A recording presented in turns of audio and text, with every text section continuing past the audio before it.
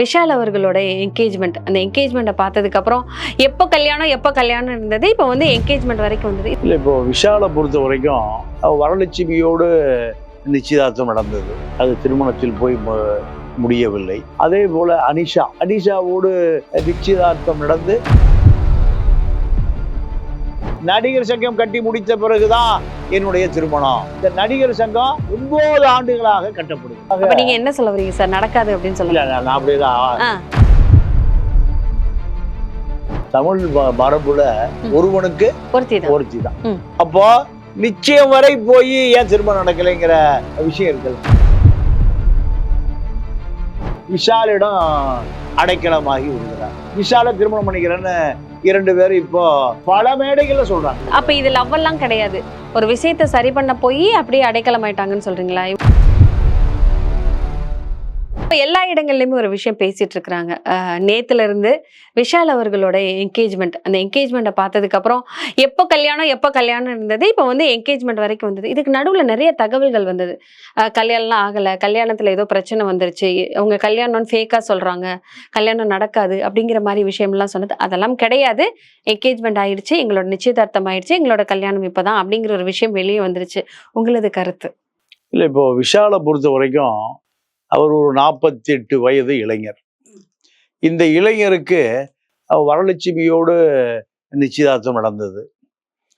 அது திருமணத்தில் போய் முடியவில்லை. அதே போல அனிஷா ஆந்திராவை சேர்ந்த ஒரு பெரிய விவசாய குடும்பம், பெரிய கோடீஸ்வர வீட்டு பெண், ரெட்டியார் வீட்டு பெண் அனிஷாவோடு நிச்சயதார்த்தம் நடந்து திருமணம் பரபரப்பு நடந்தது. இப்போ சாய் தன்ஷிகா பத்திரிகையாளர் சந்திப்பதை போல அனிஷாவும் பத்திரிகையாளர்களை சந்தித்து எங்கள் திருமணம் கோலாகலமாக திரையுலகமே வந்து எங்களை வாழ்த்த வேண்டும், இப்படியெல்லாம் பல வருடங்களுக்கு முன்பு செய்தி வந்தது. அதன் பிறகு அந்த திருமணம் நடக்கவே இல்லை. அதன் பிறகு இப்போ சாய் தன்ஷிகா திருமணம் நாங்கள் நடிகர் சங்கம் கட்டி முடிந்த பிறகு நீங்கள் இந்த வருட இறுதி மாதத்தில் எங்கள் திருமணம் திரையுலகமே திரண்டு வரும். இப்போ சாய் தன்ஷிகா மணப்பெண், விஷால் மணமகன், இந்த செய்தியை சொல்லுகிறார்கள். இப்போ நமக்கும் அதே தான், இந்த திருமணமாவது நடக்கணும், திரையுலகம் திரண்டு வரணும், அதில் நாமளும் போய் வாழ்த்தணும். அப்போது இது இயல்பாக எல்லாருக்கும் உள்ள ஒரு விஷயம்தான். ஆனால் இந்த நடிகர் சங்கம் கட்டி முடித்த பிறகுதான் என்னுடைய திருமணம். இந்த நடிகர் சங்கம் 9 ஆண்டுகளாக கட்டப்படுகிறது. டெய்லி ஒரு செங்கல் வச்சிருந்தா இது 5 வருஷத்துக்கு முந்தைய முடிஞ்சிருக்கும். 9 வருடமாக. நீங்க என்ன சொல்ல வரீங்க சார்? நடக்காது அப்படின்னு சொல்ல? நான் அப்படியேதான். நான் சாபம்லாம் விடலாமா? சரி, நடக்கணுங்கிற கவலை தான். கட்டி முடிக்கப்பட மாட்டாங்கன்னு சொல்றாங்க. நடிகர் சங்கம் கட்டி முடிக்கப்பட மாட்டாதுன்னு சொல்ல? ரெண்டுமே நடக்கணும்னு தான் விரும்புறேன். சரி, காலம் தாழ்த்திய அந்த வருத்தம் திரைப்பட நடிகர்களுக்கு இருக்கு, துணை நடிகர்களுக்கு இருக்கு, பெரிய நடிகர்களுக்கு இருக்கு. ஆனால் இந்த நிச்சயதார்த்தம், இது 3வது நிச்சயதார்த்தம். நடிகர் சங்கம் கட்டி முடிப்பதற்கு 3 கல்யாணமே பண்ணிடுறாங்க, 3 நிச்சயதார்த்தம் பண்ணக்கூடாதா? இல்லம்மா, நீங்க தமிழ் மரபுல ஒருவனுக்கு ஒருத்தி தான். அப்போ நிச்சயம் வரை போய் ஏன் திருமணம் நடக்கலைங்கிற விஷயம் இருக்குல்ல, அதனால இப்ப நம்ம பேச வேண்டி வந்திருக்கு. திருமணம், முதல் திருமணமே நடந்திருந்தா பேச வேண்டியதில்லை, 2வது திருமணம் நடந்திருந்தா பேச வேண்டியதில்லை. இப்ப 3வது நிச்சயதார்த்தம், நீங்க சொல்லுகிற என்கேஜ்மெண்ட், அது சாய் தன்ஷிகாவோடு திருமணம் நடக்கணுங்கிற கவலையோடு தான் பேசுகிறோம்.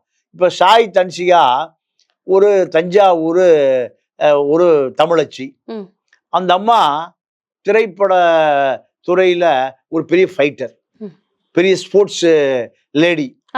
அப்போ இந்த நடிகை பிளஸ் தயாரிப்பாளர் ஒரு படம் எடுக்கிறாங்க. இந்த படம் திரைக்கு வர பல சங்கடங்கள் நடக்குது. இந்த சங்கடங்களை எல்லாம் விஷாலின் உதவியோடு தீர்த்து கொள்கிறார். தீர்த்து கொண்ட பிறகு விஷாலிடம் அடைக்கலமாகி விடுகிறார். அடைக்கலமான பிறகு விஷாலை திருமணம் பண்ணிக்கிறேன்னு 2 பேரும் இப்போ பல மேடைகள்ல சொல்றாங்க. ஆமா. இப்போ நிச்சயதார்த்தம் நடந்திருக்கு, அதையும் அவர் பகிரங்கமா அப்ப சொல்லுவார். இது லவ் எல்லாம் கிடையாது. ஒரு விஷயத்தை சரி பண்ண போய் அப்படியே அடைக்கலம் ஆயிட்டாங்கன்னு சொல்றீங்களா? இவங்களுக்குள்ள லவ் எல்லாம் கிடையாதுன்னு சொல்றீங்களா? இல்ல, காதல்னா அது திருமணத்துல போய் முடியணும்ல. பழைய அனிஷாவும் திருமணத்துல போய் முடியல, வரலட்சுமி திருமணத்துல போய் முடியல. இப்போ சாய் தன்சிகாவாவது திருமணத்துல முடியணுங்கிற கவலை தான். நமக்கு மட்டுமில்ல, ஒட்டுமொத்த திரையுலகத்துக்குமே அந்த கவலை தான் இருக்கு.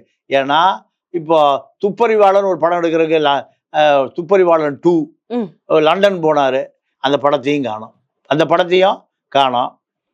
ராஜபக்சேனுடைய பினாமி சுபாஸ்கரன், லைக்கா சுபாஸ்கரன், அவர்கிட்ட பல கோடி வாங்கி வழக்கு நீதிமன்றத்தில் இருக்கு. இப்போ தொடர்ந்து விஷால் மீது ஒரு பெரிய சர்ச்சையின் நாயகனாவே இருக்காரு. சரி, ஏன் சார் விஷால்னா அப்படி? ஒரு அரசியல் பிரமுகரா இருக்கட்டும், ஒரு அரசியல் ரீதியா இருக்கட்டும், யாரு வந்தாலுமே அதுல விஷால்ல எழுத்துக்கிறாங்க. விஷால் அரசியல் வரப்போகிறார், விஷாலுக்கு திருமணம், விஷால் இந்த மாதிரி பேசிட்டாரு, விஷால் மேடையில மயங்கி விழுந்துட்டாரு அப்படின்னு சொல்லிட்டு எல்லா இடத்துலயுமே விஷால் எழுத்து. ஏன் மெயினா விஷால் இழுக்கணும்? என்ன காரணம்? என்ன காரணம்னா, நடிகர் சங்க தலைவர், திரைப்பட தயாரிப்பாளர் சங்க தலைவர், இப்படியெல்லாம் அவருக்கு 2 பதவிகள் இருக்கு. இங்க சிவகுமார் குடும்பம் விஷாலுக்கு பின்னாடி ஒளிந்து கொள்கிறது, சிவகுமார் குடும்பம் விஷாலை முன்னிறுத்திட்டு ஒளிந்து கொள்கிறது, நாசரும் முன்னாடி நிறுத்திட்டு ஒளிந்து கொள்கிறார். நீங்க ஜாம்பவானா இருந்த சரத்குமாரிய ராதா ரவியும் எதிர்க்கக்கூடிய ஒரு தமிழ் திரைப்பட உலகத்துல ஒரு ஆண்மகனே இல்லாம போயிட்டான். ஏன் அப்படி சொல்றீங்க? யாருமே இல்லைன்னு இல்ல, அப்புறம் ஏன் விஷால் ரெட்டி ஆந்திராவில இருந்து இறக்குமதி செய்யறாங்க? தமிழ் திரைப்பட உலகத்துக்கு ஆந்திராவிலிருந்து விஷால் ரெட்டி தான் வந்து தலைமை தாங்கணுமா? இங்க தமிழர்களே இல்லையா? ஆந்திரா திரைப்பட நடிகர் சங்கத்துக்கு போய் தமிழன் போய் அங்க தலைவர் ஆயிட முடியுமா? விட்டுருவாங்களா? கவுன்சிலர் ஆயிட முடியுமா? முடியாது.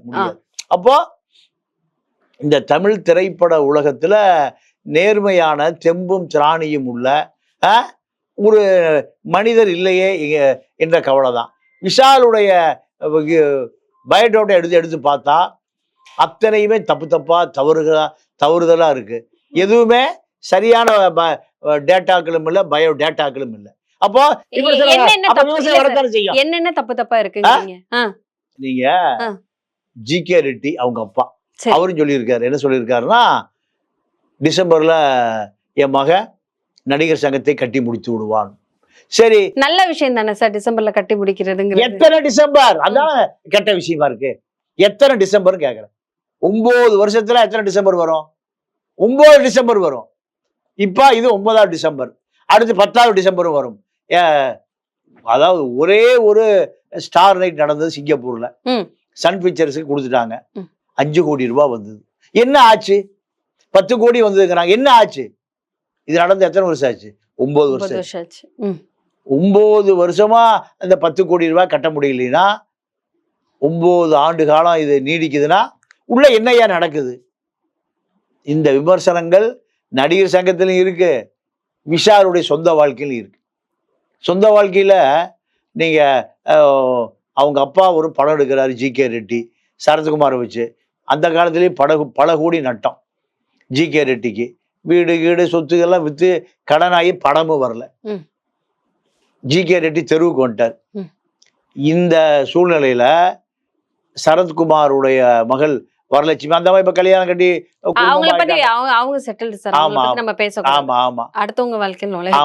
அப்போ அந்த பெண்ணை திருமணம் செய்வதாக கடைசி வரை விஷால் ஏமாற்றி விட்டார். நம்ம வச்சு ஏமாத்தி சொல்றீங்க. இது எப்படி பாக்குறாங்கன்னா, திரையுலகம் என்ன சொல்லுதுன்னா, அப்பாவை ஜி.கே. ரெட்டிக்கு அந்த காலத்திலே 7-8 10 கோடி நட்டம், அதற்காக சரத்குமாரை மகனை திருமணம் செய்வதாக ஏமாற்றி விட்டார் விஷால். அப்ப இவர் எப்படி நடிகர் சங்கத்துக்கு தலைவராக வர முடியும்? தயாரிப்பாளர் சங்கத்துக்கு எப்படி தலைவராக வர முடியும்? ஒரு சிறந்த மனிதன், எம்ஜிஆரை போல ஒரு சிறந்த மனிதன் தான் அந்த பதவிக்கு வர முடியும். சங்கரதாஸ் சுவாமிகள் இருந்தார், நாடக உலகத்தின் பிதா மகன். அந்த சங்கரதாஸ் சுவாமிகள் கலையரங்கம் தான் நடிகர் சங்கத்துல இருக்கிற அந்த இடம். அப்போ இது போன்ற பெரிய பெரிய மகான்கள் எல்லாம் இருந்த இடத்துல விஷாலை போன்று சர்ச்சைக்கு நீங்க ஏங்க சர்ச்சை விஷாலை பத்தி நிறைய சர்ச்சை வருதுன்னு கேக்குறீங்க. அப்போ சர்ச்சைகள் வந்தா புது வெளியில் நம்ம மாதிரி இப்ப பத்திரிகையாளர் பேசத்தானே செய்யும். சரி, அப்போ வந்துட்டு நீங்க ஒரு விஷயம் சொல்றீங்க, விஷால் அவர்கள் தகுதியானவர் கிடையாது அப்படிங்கிறது. அப்ப தகுதியானவங்க யாருதான் இருக்கா? ஒரு ஆந்திரால இருந்து ஒரு தெலுங்கு பேசுறவர் வந்து தமிழ்நாட்டோட நடிகர் சங்க தலைவரா இருக்காரு. அங்க இருக்க எல்லா விஷயங்களும் அவர் பண்றாரு அப்படி சொல்றீங்க. சரி, ஓகே, அவர் தமிழ் நடிகர், தமிழ்ல தான் அவர் வந்து பிரபலமானவர். விஷால்னா யாருக்கும் தெரியாம இருக்காது. சோ இப்போ வந்து நம்ம தமிழ் நடிகர்கள் நிறைய பேர் இருக்காங்க. நீங்க சொன்னீங்க எம்ஜிஆரை தாண்டி யாருமே கிடையாது, அந்த இடத்துல உட்கார்றதுக்கு ஒரு தகுதியான ஆள் யாருமே கிடையாது அப்படிங்கும்போது, அப்ப அந்த இடத்துல உட்கார்றதுக்கு தகுதியான ஆள் யாரு? யாரும் வரல. ஏன்னா சரத்குமாரும் ராதா ரவி மீது பல புகார்கள். அதனாலதான் பூச்சி முருகனை கருணாநிதி அனுப்பி விஷாலை முன்னிறுத்தி யாரும் வரல. சரத்குமாரையும் ராதா ரவியும் அங்கிருந்து விரட்டுவதற்கு தேடி தேடி கண்டுபிடிச்சா ஒரு திரும்ப இல்ல. அப்ப யாருமே போட்டி போடல, அவராவே வந்து நின்றுகிட்டாரு அப்படிங்கிட்டு சொல்றீங்களா? அதான் உண்மை. ஓகே. இவரை தலைவராக ஆக்கிய ரிதீஷ் செத்தே போயிட்டார். என்ன ஆச்சுன்னே தெரியல. அவருதான் இந்த வெற்றிக்கு நாயகன். ஒரு மாதிரி தேர்தலை நடத்தினார் ரிதீஷ். பல கோடிகளை செலவு பண்ணார். ஜெயலலிதாவுடைய கள்ளப்பணத்தை சுதாகரை திருடிட்டு போனாரு. அதிலிருந்து இருந்து ரிதீஷ் திருடிட்டு போனாரு. இந்த பணம் தான் நடிகர் சங்கத்துல விஷாலை தலைவராக்கியது. சரி, இதுதான். அப்போ இந்த சர்ச்சையின் நாயகனை நாம் தொடர்ந்து விமர்சிப்பதற்கு என்ன காரணம்னா, 9 ஆண்டு காலம் பல கோடி ரூபாய் என்ன ஆச்சுன்னே தெரியல. சரி, இதுக்கப்புறம் நடக்குமா நடக்காதா? கட்டி முடிப்பாங்களா முடிக்க மாட்டாங்களா? இல்ல, கட்டி முடிக்கிற சூழலை ஒன்றும் தெரியல. வெளிச்சம் அதுக்கான வேலைப்பாடுகளே நடக்கல. சரி, ஒரு கட்டடம் கட்டுறோம்னா அதுக்கான ஒரு வீடு பண்றோம்னாலே நிறைய விஷயங்கள் வந்து இறக்கப்படும். அங்க வேலையாட்கள் இருப்பாங்க, வேலை நடக்குது அப்படிங்கிற ஒரு விஷயம் தெரியும். அந்த மாதிரியான ஒரு விஷயம் அங்க நடக்கலையா? இல்ல, 9 வருஷமா இப்படி நடந்துட்டு தானே இருக்கு. 9 வருஷமா இந்தியாவுக்கு இலங்கை பாலமே கட்டி கப்பலை விட்டுருக்கலாமே. 9 ஆண்டு காலமா இன்றைக்கு நேற்றைக்கு எத்தனை பில்டரு 2500 குடும்பம் குடியேறுவதற்கான எனக்கு தெரிஞ்சு 9 வருஷத்துக்குள்ள பாசியம் கன்ஸ்ட்ரக்ஷன் பல 100 குடும்பத்தை, ஆயிரக்கணக்கான குடும்பத்தை கட்டி குடி கொண்டுட்டான். அப்பாசாமி பில்டர் ஒரு அப்பார்ட்மெண்ட்ல 1000 குடும்பம் இருக்கு. 2 வருஷம் தான் ப்ராஜெக்ட். இடம் எவனுதோ கட்டி வித்துட்டு அங்கிருந்து கிளம்பி போயிடுவாங்க. இப்படி எனக்கு தெரிஞ்சு சென்னை முழுக்க 1000 குடும்பங்கள் குடியேறுகிற அப்பார்ட்மெண்ட்டை பல 100 அப்பார்ட்மெண்ட் கட்டி முடிச்சான். அப்பாசாமியும் ஜெயின் பில்டர்ஸும் காசா கிராண்டும் ஜி ஸ்கொயரும் 9 வருஷம். இன்றைக்கு நாளைக்கு டிசம்பர், ஜனவரி, பிப்ரவரி, மார்ச் இதெல்லாம் வந்துட்டு தான் இருக்குது வருஷம். சரி, ஒன்றும் காணவில்லை. இந்த விமர்சனம் இந்த வருஷத்தோடு விஷாலுக்கு திருமணமும் முடியணும், நடிகர் சங்க கட்டடமும் கட்டி முடிய வேண்டும் என்பதுதான் நம்முடைய விருப்பம். கண்டிப்பா. நன்றி சார். நன்றி, வணக்கம்.